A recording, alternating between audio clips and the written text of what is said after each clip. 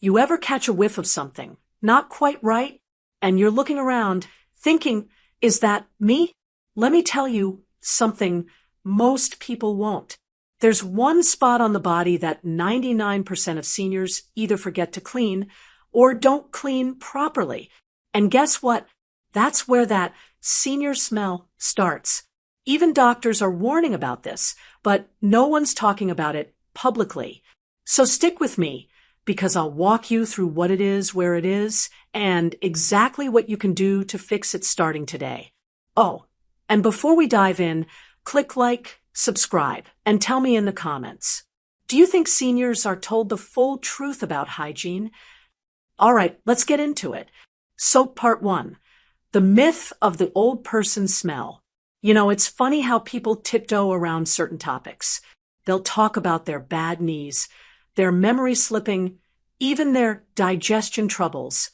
But the moment someone brings up that smell some seniors have, suddenly everyone gets quiet. Let me be the one to say it. Yes, it exists. And no, it's not just your imagination. It's been called everything from musty to stale to old person smell. And I'm going to say something a bit controversial here. It's not your age. It's your hygiene. Now, before you get offended, hear me out. I don't mean you're dirty. In fact, I bet you shower every day, maybe even twice a day. You wash your hair, brush your teeth, put on deodorant. You do everything right. But here's the catch. You can do all those things and still miss the one place that matters most. And that's where the problem starts. See, when we're younger, our bodies are constantly regenerating. Skin cells renew faster. Sweat glands are more active. Oils are more balanced. But as we age, that all slows down. Our skin doesn't exfoliate itself as well. We build up more dead skin in places we don't even realize. And we're not producing the same kind of sweat or oil either. It changes. And with that change, certain odors begin to surface. But what drives me crazy is how people accept this smell like it's just another part of growing old, like wrinkles or gray hair. But it's not the same. Wrinkles are natural. Gray hair is beautiful. But odor? That's your body trying to tell you something. It's not inevitable. It's not permanent. And it's certainly not something you have to live with.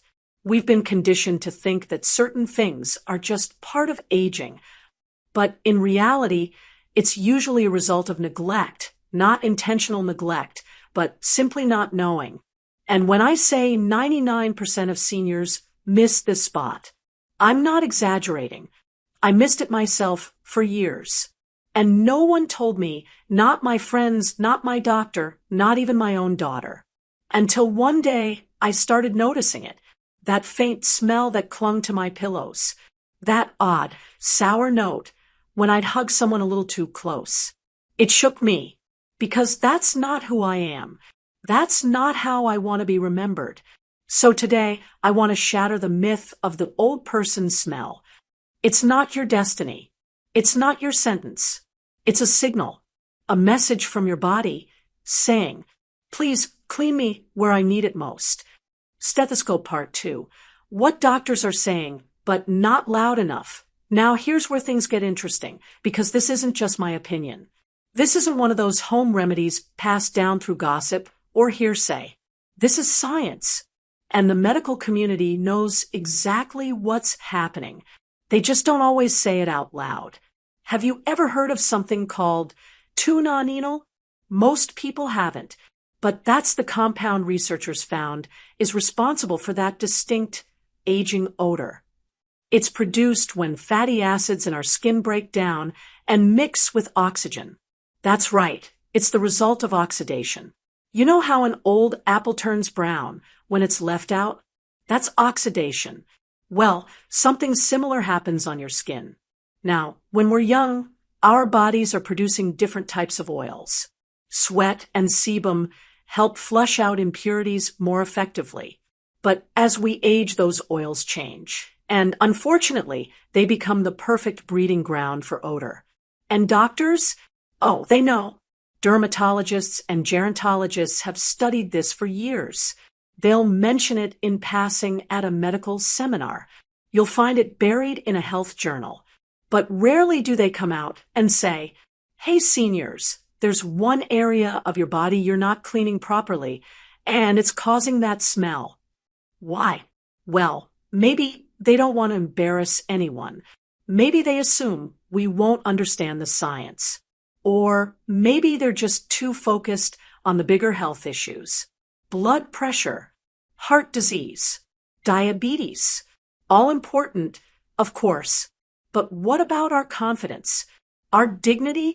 You see, odor affects how people see us, how we see ourselves. And if doctors aren't willing to talk about it, then I will. I believe we have the right to know, to understand how our bodies are changing, to take control of our hygiene, our health, and our self-image. Because this isn't about vanity. This is about self-respect. And the more I learned, the more I realized this odor isn't coming from where we think it is. It's not our feet, not our underarms, not even our breath. It's somewhere far more subtle, far more hidden. Woman Standing Part 3, The Forgotten Zone. Now, I want you to think about this honestly. When was the last time you washed behind your ears? Not near your ears. Not when shampoo just happened to run down your neck, but actually took your fingers, soap, and gently scrubbed behind and around your ears? Most of us never think about it. It's not a part of our daily routine. We focus on the main areas, the obvious ones. But this tiny, overlooked zone, it's a hot spot. And I'm not exaggerating here. The area behind your ears, especially the crease where the ear connects to the scalp, is warm, often moist, and covered by hair, glasses, or hearing aids. It's the perfect trap for dead skin cells, oil, and sweat. And because it's so hidden, the bacteria there just sit and multiply. And over time, they create that distinct, musty odor that so many seniors unknowingly carry. Not because we're dirty, but because we're human. And humans miss things we can't see. Let me tell you a little story. I was sitting with my granddaughter, and she leaned in to whisper something in my ear. And I saw her nose wrinkle, just for a second. A flash. She didn't say anything. Kids are polite like that sometimes. But I knew. I went home, looked in the mirror, and really examined myself. And you know what I found behind my ears? A little waxy buildup, some dry skin, stuff that had probably been there for weeks. And that's when it hit me. This was the source. Not my breath, not my armpits. It was that forgotten little fold behind my ears. Something so simple, and yet so powerful. Since then, I've made it part of my daily ritual. Warm water, a bit of gentle soap, a soft cloth, 15 seconds. That's it. And the difference? Immediate. Lotion bottle part 4. How to wash it properly. The right way, not the fast way. So now that we know the culprit, let's talk about what to actually do about it. Because trust me, it's not enough to just splash some water and hope for the best. We've got to be intentional, precise, gentle, but thorough. Here's the truth. As we get older, our skin becomes thinner and more sensitive. What worked in your 40s, scrubbing hard with a rough cloth, might now lead to redness or even tiny tears. So we have to clean smart. Start with warm, not hot, water. Hot water strips away natural oils and dries the skin, which only leads to more buildup later. Use a soft cloth, or even better, a clean cotton pad, or your fingertips. Lather a mild, fragrance-free soap, nothing too harsh or fancy. Then gently reach behind the ear, get into the crease, the curve, the lobe, and behind the lobe. Do both sides. Take your time. You're not racing. You're renewing. After rinsing thoroughly, pat dry with a clean towel. Don't skip that. Moisture left sitting behind the ears can cause a whole different set of problems, especially if you wear glasses or hearing aids. Once it's dry, consider using a light skin moisturizer or a toner with antibacterial properties. Not every day, maybe 2 or 3 times a week, just to keep the skin clean and happy. The key? Consistency. This isn't about doing it once and never again. It's about making it a new habit. Just like brushing your teeth, you make it automatic. Because let's be honest, we didn't grow up being taught this. No one told us this spot was important. But now we know. And when you know better, you do better. Nose Part 5. How to tell if it's you, most seniors don't realize.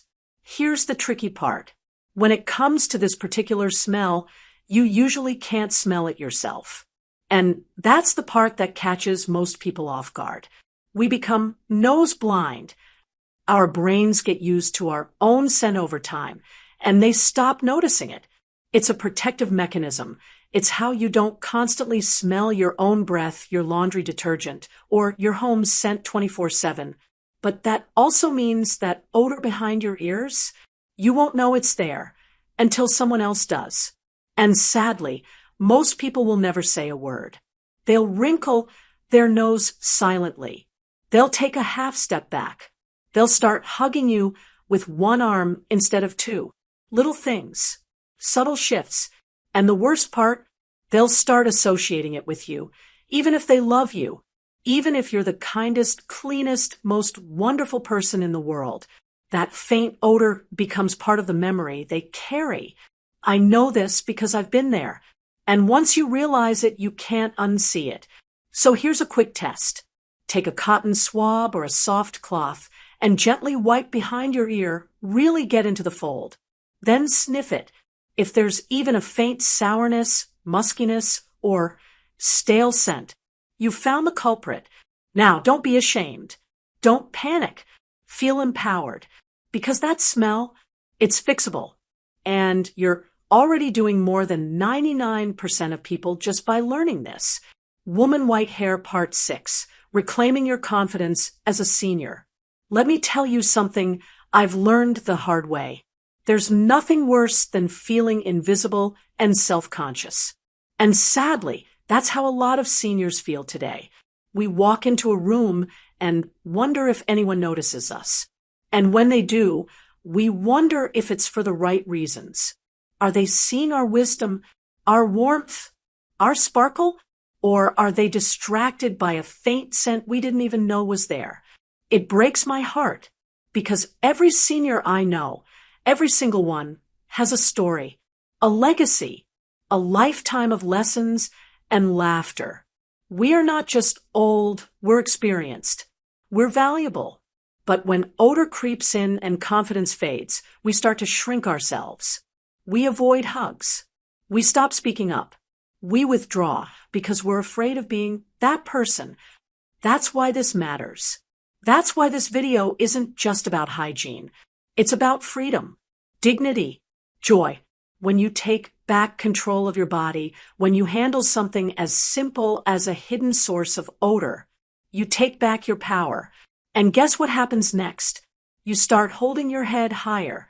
You get closer to the people you love. You feel more comfortable in your skin, literally.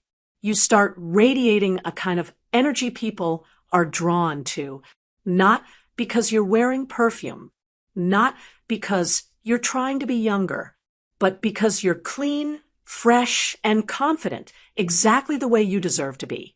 This isn't about shame. It's about awakening. And if you're still watching this, I think you're ready. So what have we learned today? The senior smell isn't inevitable. It comes from one small spot that 99% of us miss. Doctors are aware, but it's up to us to act. Now, make this part of your daily routine. Share it with a friend. Because nobody talks about this, but everyone deserves to know. And before you go, don't forget to like this video. Subscribe if you found this helpful. And hey, if you want more honest, helpful advice like this every week, sign up for my Savvy Senior newsletter. Link is in the description. We're not getting older, we're getting smarter.